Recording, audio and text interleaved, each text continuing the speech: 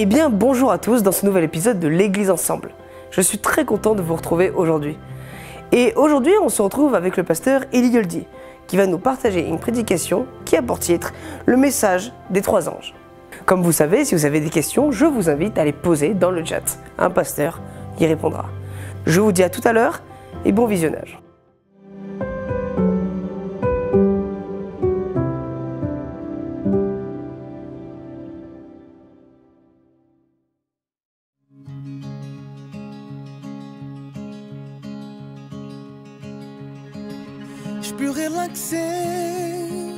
Je peux relaxer, jouir de ta bonté, mais est ta volonté.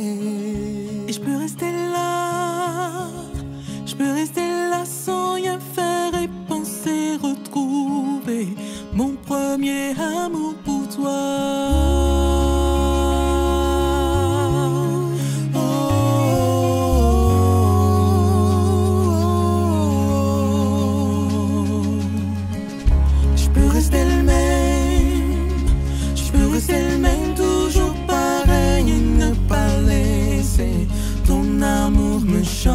J'ai sécurité, ouais, sécurité dans tes bras quand je reste à la maison, entre quatre murs dans le salon. Mais tu m'appelles à plus haut, tu veux me conduire plus loin, et j'irai là où tu me voudras.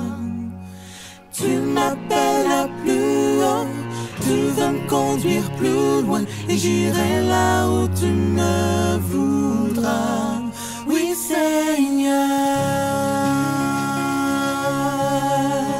où tu voudras.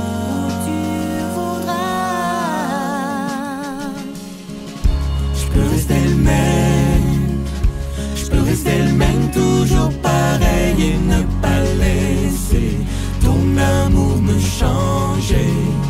En sécurité, sécurité dans tes bras quand je reste à la maison, entre quatre murs dans le salon. Mais tu m'appelles à plus haut, tu veux me conduire plus loin, et j'irai là où tu me voudras. Mais tu m'appelles à plus haut, tu veux me conduire plus loin, et j'irai là où tu me voudras. Oui, Seigneur, où tu voudras.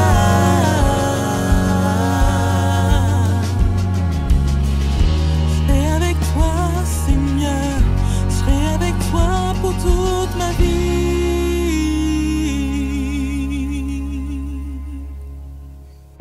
Je serai avec toi, Seigneur, je serai avec toi pour toute ma vie. Oui, Seigneur, béni là où tu me conduis. Je serai avec toi, Seigneur, je serai avec toi pour toute ma vie. Oui, Seigneur, béni là où tu me conduis. Je serai avec toi, Seigneur, je serai avec toi pour toute ma vie. Seigneur, béni là où tu me conduis. Mais tu m'appelles à plus haut, tu veux me conduire plus loin, et j'irai là où tu me voudras. Mais tu m'appelles à plus haut, tu veux me conduire plus loin, et j'irai là où tu me voudras. Mais tu m'appelles à plus haut, tu veux me conduire plus loin, et j'irai là où tu me voudras. Mais tu m'appelles à plus haut, tu veux me conduire plus loin, et j'irai là où tu me voudras. Oui, Seigneur, béni là où tu me conduis. Oui, Seigneur, béni là où tu me conduis. Oui, Seigneur, béni là où tu me conduis. Oui, Seigneur, béni là où tu me conduis. Oui, Seigneur, béni là où tu me conduis.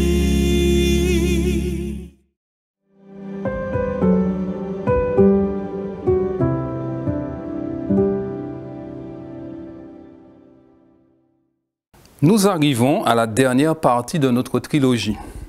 Jusqu'à présent, dans notre parcours du message des trois anges, nous avons regardé l'évangile du jugement pour dire que nous ne devrions pas craindre le jugement, car dans le système juridique de la Bible, le juge défend l'accusé. Une seule personne porte le nom d'accusateur dans le texte biblique, c'est le diable. Le jugement est donc une bonne nouvelle, car il nous rendra justice puisque nous ne craignons aucune condamnation, car nous sommes en Jésus-Christ.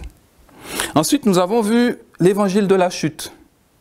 C'est aussi une bonne nouvelle, car c'est Babylone Nagan qui tombe. Et avec sa chute, c'est l'oppression de la pensée unique qui tombe.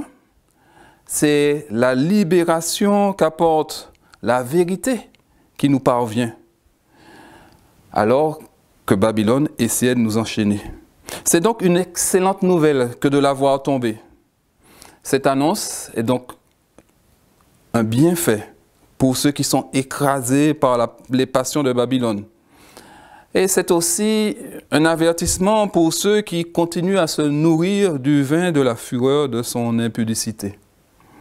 Maintenant, c'est le temps de regarder le troisième évangile contenu dans ce texte d'Apocalypse 14. C'est celui de la persévérance, la bonne nouvelle de la persévérance. C'est peut-être l'objectif final du message, encourager à la persévérance. Mais comme d'habitude, regardons en détail l'annonce de cet évangile. Nous retrouvons le même processus que pour le deuxième ange. Jean parle d'un autre ange qui suit le deuxième, qui lui-même avait suivi le premier. Nous pouvons donc considérer que ce troisième ange vole par le milieu du ciel afin d'être vu par tous les habitants de la terre. Nous voyons, comme le premier et contrairement au deuxième, par contre, que le troisième ange parle d'une voix forte. La chute d'une entité comme Babylone fait forcément du bruit.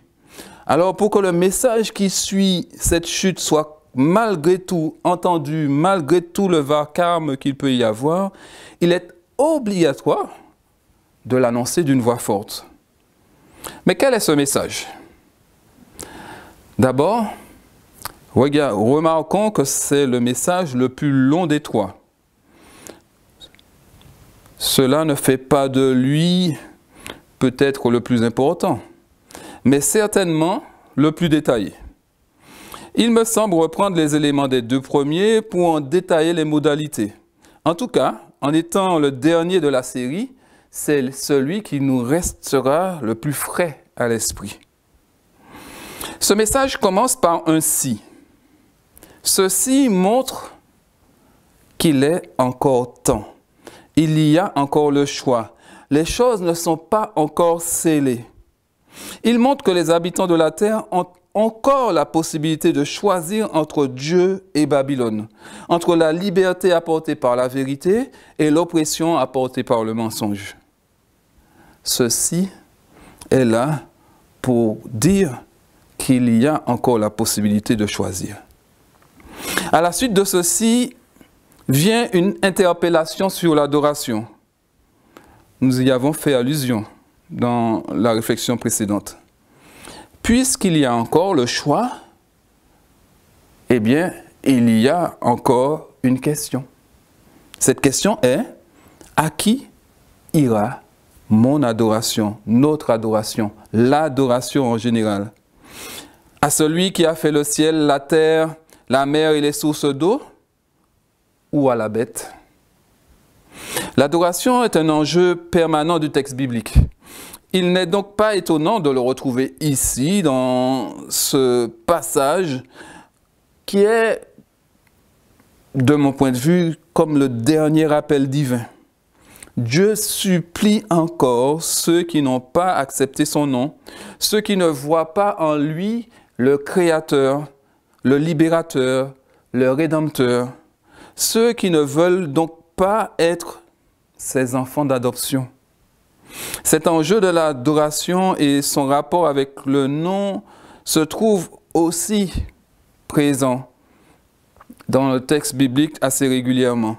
Dès la tour de Babel, Genèse 11, verset 4, il dit encore, « Allons, bâtissons-nous une ville et une tour dont le sommet touche au ciel, et faisons-nous un nom, afin que nous ne soyons pas dispersés sur la face de toute la terre. » Et le Seigneur, lui, va déclarer dans Isaïe 56, « À ceux qui persévéreront dans mon alliance, je donnerai un nom préférable à des fils et à des filles, et je leur donnerai un nom éternel. » Dieu sait, mes amis, qu'il nous est impossible de nous faire un nom éternel.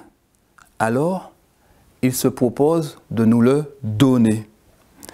Quel type de nom voulons-nous avoir?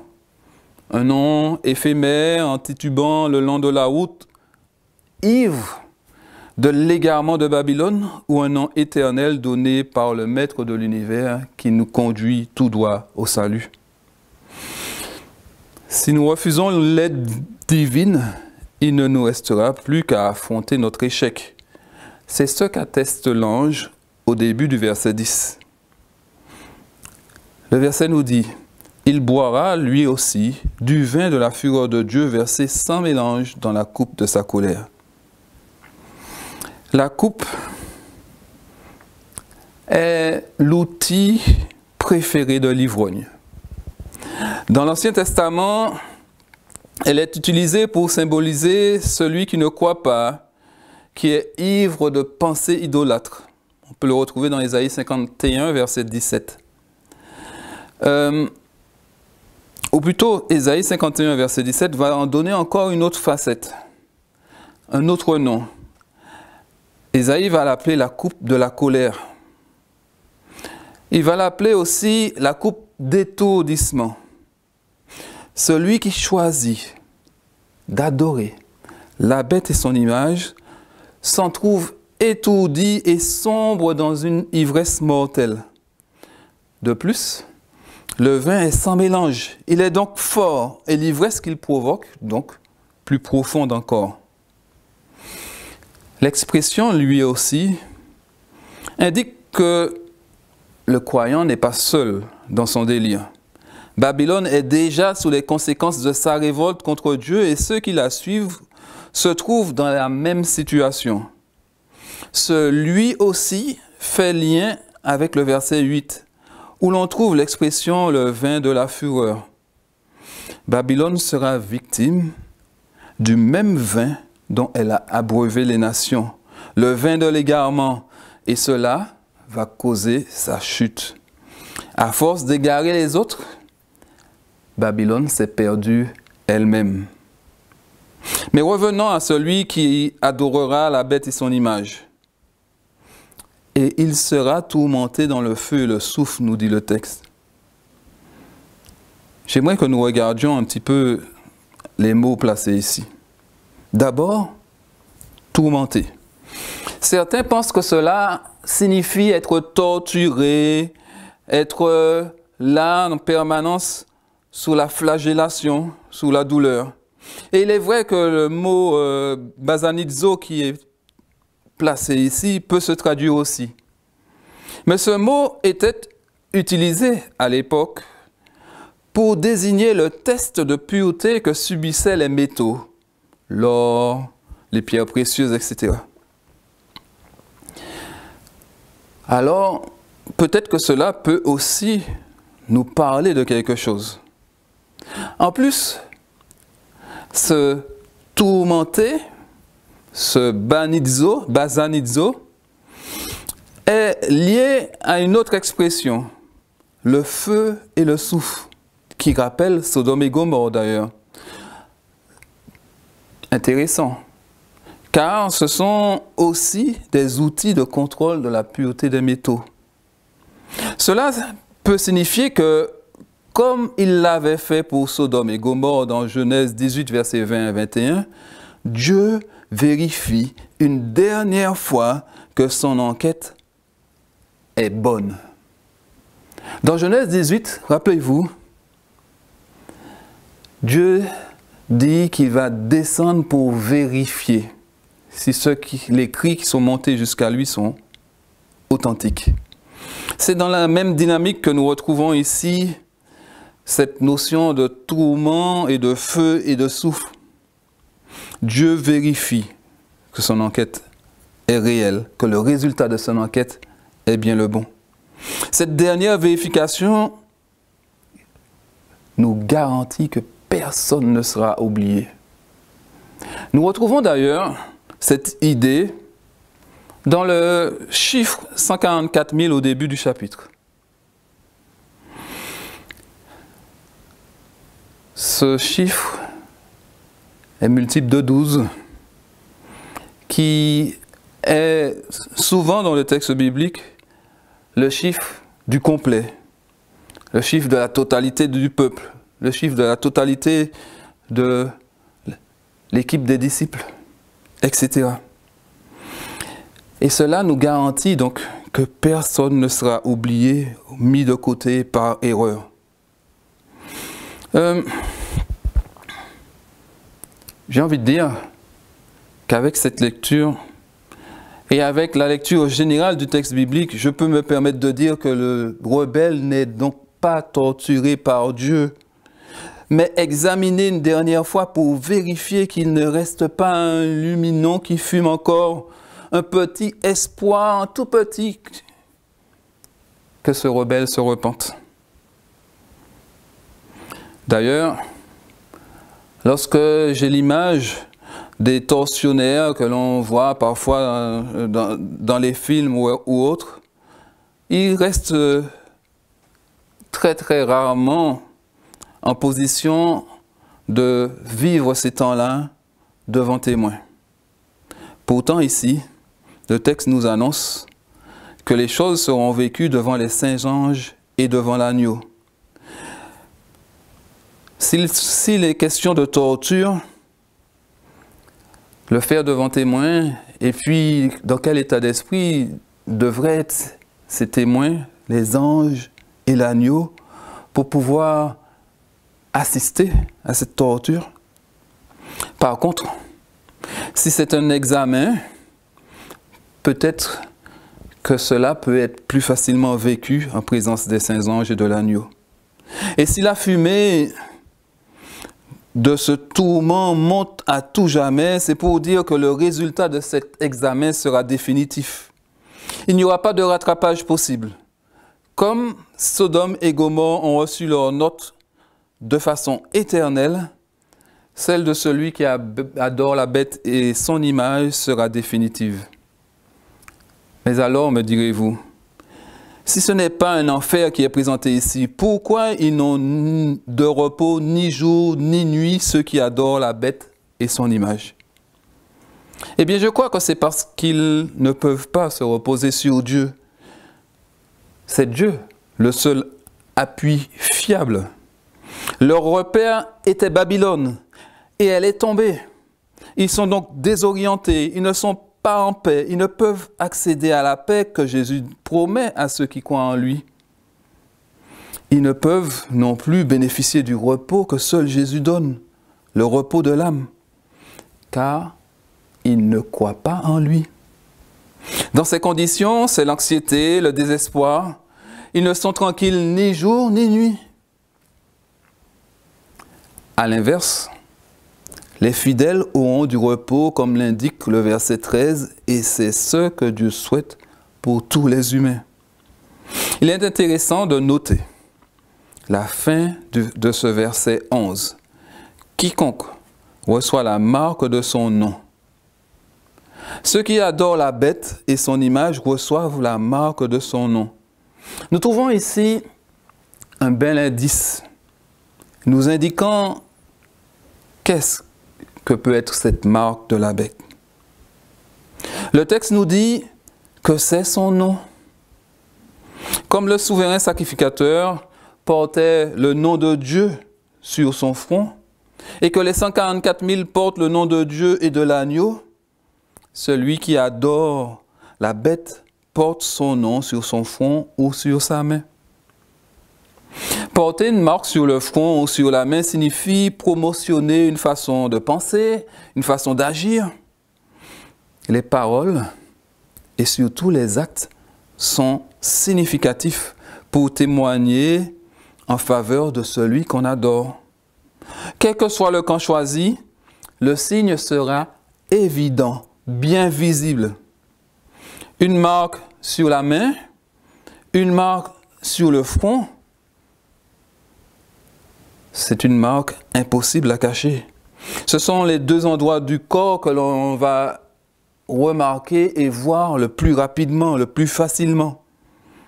Le disciple donc de la bête ne pourra pas se cacher, celui de l'agneau non plus. Leurs actes parleront pour eux. Nos actes témoignent donc de la façon de penser, de notre façon de penser, et donc de ceux de qui, nous sommes disciples. Que disent nos actes à notre famille? Que disent nos actes à nos amis? Que disent nos actes à nos voisins et à nos collègues? Quelle marque avons-nous sur le front ou sur la main? Résumons notre parcours. Nous avons trouvé dans le message du premier ange deux notions, celle de l'adoration et celle du jugement. Pour le deuxième ange, nous avons pu constater les résultats de l'idolâtrie. Résultat, la chute.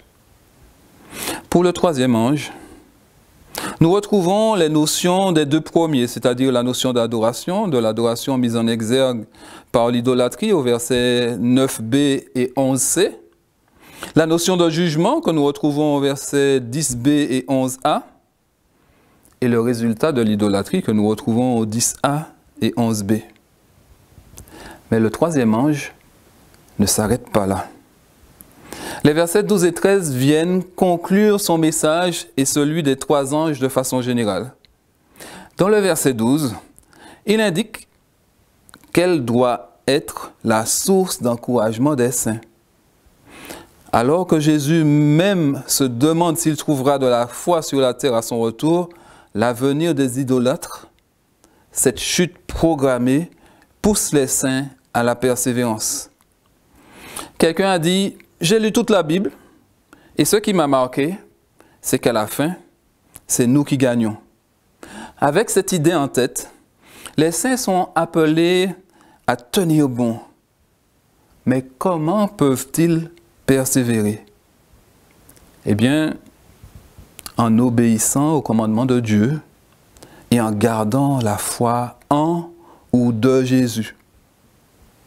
Que ce soit la foi en Jésus, parce que le texte permet les deux, c'est-à-dire la foi dans la confiance, c'est-à-dire la confiance conservée malgré les épreuves, dans ce que Jésus qui est venu accomplir le ministère de la rédemption, ou que ce soit la foi de Jésus lui-même, c'est-à-dire cet exemple qui nous invite à marcher comme lui-même a marché dans la bonté et dans la paix, tout nous dit que sans obéissance, la foi ne sert à rien. Nous n'avons pas besoin de foi si nous ne souhaitons pas vivre selon les paroles du Seigneur. La foi n'est donc utile que dans le cadre de l'obéissance. Depuis l'Éden, Dieu nous demande de lui faire confiance. Et nous ne pouvons le faire qu'à travers l'obéissance à sa parole. Ensuite, le verset 13 nous dit « Heureux ceux qui meurent dans le Seigneur ». Ils ne sont pas comme ceux que l'ange a décrits précédemment. C'est une voix venant du ciel qui en témoigne. C'est aussi de cette façon que Dieu encourage Jésus au début de son ministère dans Luc 3, verset 22.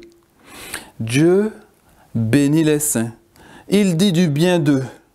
Il confirme qu'ils ont choisi la bonne part qui ne leur sera pas ôtée. Et pour que cela soit affirmé de façon définitive, Dieu demande à Jean de l'écrire. Écrit. Les écrits restent alors que les paroles s'en vont. Les saints, eux, ont du repos.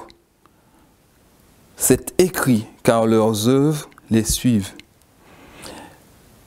Contrairement à l'agitation de celui ou de ceux qui reçoivent la marque de la bête, ils sont dans la tranquillité, dans le repos. Ils ont le sceau de Dieu. Et cela s'est vu par leurs actions qui ont témoigné de leur nom, celui qu'ils ont reçu de Dieu, donc de leur nom éternel. C'est pour cela qu'ils peuvent être heureux. Parce que leur souvenir est une bénédiction, et alors que le nom des méchants disparaît en pourriture, nous dit Proverbe 10, verset 7. Ils peuvent être heureux, même à travers la mort, car ils meurent dans le Seigneur. Ils peuvent s'endormir sereinement, contrairement aux méchants. Ils rentrent dans un repos, dans un sabbat. Un peu comme Jésus l'a fait en attendant le dimanche de la résurrection. Il est à noter que ce n'est pas la première fois que Jean associe la mort et la persévérance, d'ailleurs. Il le fait aussi dans le chapitre 13 au verset 10. Il est vrai que sans opposition, il n'y a pas besoin de courage. Sans marathon, il n'y a pas besoin d'endurance. Sans raison de douter, il n'y a pas besoin de foi, et sans difficulté, pas besoin de persévérance. En tout cas, chers amis, j'espère que ce parcours dans le message des 3 ans vous aura apporté courage, endurance, foi et persévérance jusqu'au retour de notre Seigneur Jésus-Christ. Et que finalement, ce soit cela que la prophétie mette dans nos cœurs, que ce soit avec ces éléments que nos cœurs soient remplis, et qu'ainsi nous puissions, à l'instar de ce qui était proposé à Nebuchadnezzar, savoir ce qu'il y a dans notre cœur aujourd'hui. Et je souhaite que ce soit la foi, l'endurance, le courage et la persévérance. Que la paix du Seigneur nous accompagne. Amen. Merci à Eli Yoldi pour ce temps de partage. Comme vous le savez, vous pouvez donner vos offrandes en cliquant dans le lien qui se trouve en description. Je vous dis bon sabbat et à la semaine prochaine.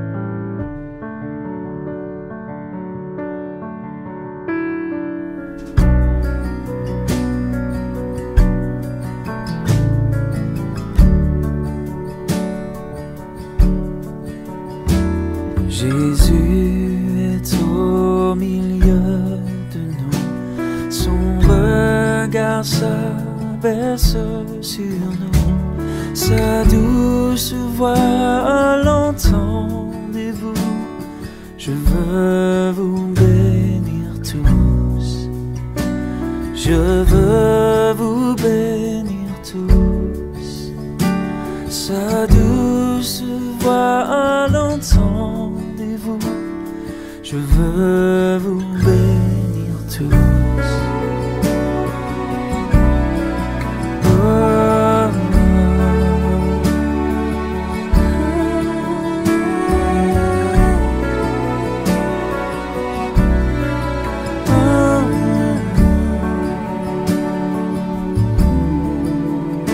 Jésus est au milieu de nous, son regard s'abaisse sur nous, sa douce voix l'entendez-vous, je vous aime tous, oh je vous aime tous, sa douce voix l'entendez-vous, oh je vous aime tous.